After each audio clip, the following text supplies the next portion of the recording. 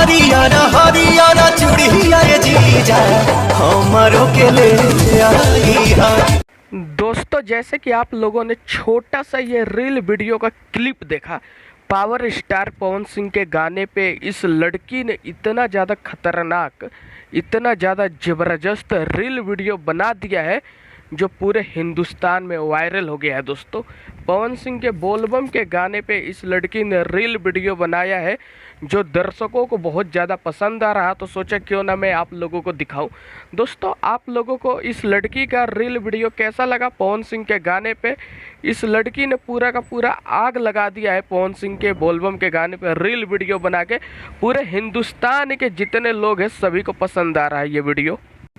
दोस्तों, अगर आप लोगों को इस लड़की का रील वीडियो अच्छा लगा तो इस वीडियो को इतना ज़्यादा शेयर कर दो ताकि सब पवन सिंह के फैन के पास ये वीडियो चली जाए। जाते जाते यही बोलूँगा